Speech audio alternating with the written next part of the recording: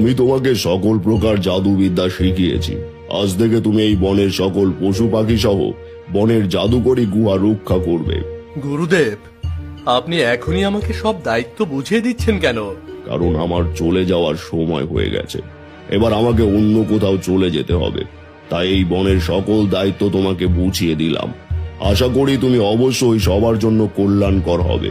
আমি আপনার উপদেশ সবসময় মনে রাখব, আর আমার দায়িত্ব সততার সাথে পালন করব। তোমার কথা শুনে অনেক খুশি হলাম। ভালো থেকো।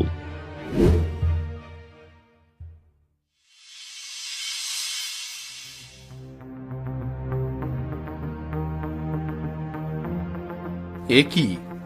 এই শিকারীগুলো তো বনের নিরীহ প্রাণীদের শিকার করে ফেলবে। না না না না, আমাকে একটা ব্যবস্থা করতেই হবে।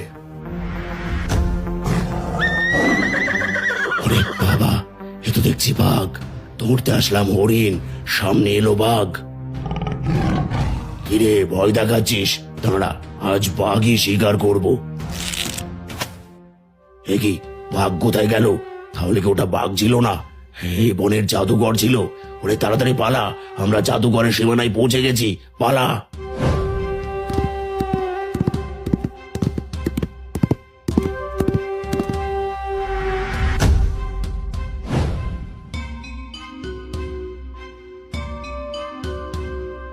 মন্ত্রী, আমি প্রতি বছর এই দিনে এই বনে শিকার করতে আসি।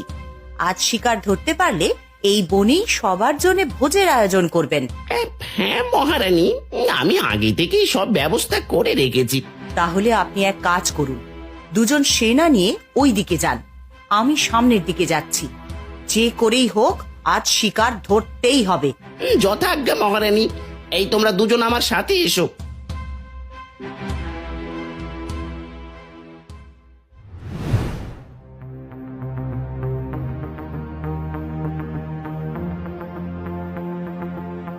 দেখছো কি? সামনে থাকা নেকড়েটাকে শিকার করো। প্রহরী, ওই দিকে চলো, শিকার ওই দিকেই পালিয়েছে।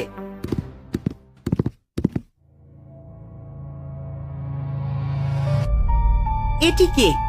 তুমি তুমি এখানে এভাবে পড়ে আছো কেন? প্রহরী তো তীর দিয়ে নেকড়ে শিকার করেছিল, কিন্তু সেই তীর তোমার শরীরে লাগলো কি করে? আপনি কেন এই বনে শিকার করতে এসেছেন? আপনি জানেন না এই বনে শিকার করা একদম নিষিদ্ধ? তোমার সাহস হয় কি করে আমাকে এমন কথা বলার? আমি এই রাজ্যের রানী, আমার বনে আমি শিকার করব না তো কে করবে? এই বন কারো নিজের সম্পত্তি না, এই বন প্রকৃতির সম্পদ, আর সেই সম্পদ রক্ষা করার দায়িত্ব সবার। তাছাড়া আপনার অবশ্যই জানা আছে এই বন রক্ষা করার জন্য এক জাদুকর রয়েছে। হ্যাঁ জানি, আর আমি জাদুকরকেও চিনি, কিন্তু আমাকে বাধা দেওয়ার তুমি কে? আমাকে ভালো করে চিনে রাখুন, আমি অরণেশ, এই বনের নতুন রক্ষক। আমি কখনোই আপনাকে কিংবা কাউকে এই বনে শিকার করতে দেব না। এখনই এই বনে শিকার করা বন্ধ করুন। তুমি ভাবলে কি করে তোমার মতন একটা জাদুকরকে ভয় পেয়ে শিকার বন্ধ করে দেব? যদি বাঁচতে চাও তাহলে এখনই পালিয়ে যাও। বুঝতে পেরেছি, সোজা কথাই কাজ হবে না। ওরে বাবা, তাড়াতাড়ি পালাও।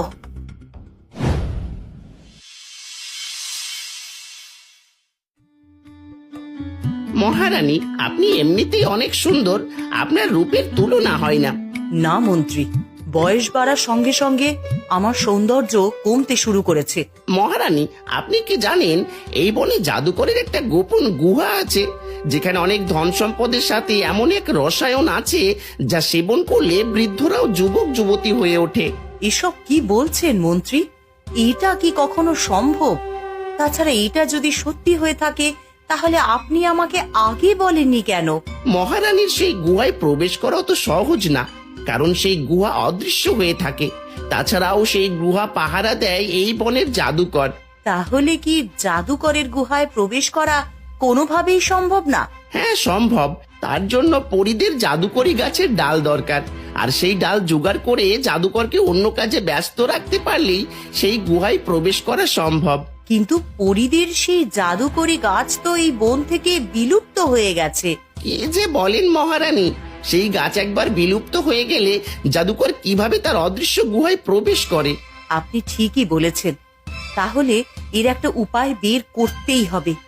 নন্দিনী, যাও গিয়ে পাশের ঝর্ণা থেকে পরিষ্কার জল নিয়ে এসো। মালিনী আমাদের দেখাশোনা করবে। যথা আজ্ঞা মহারানী।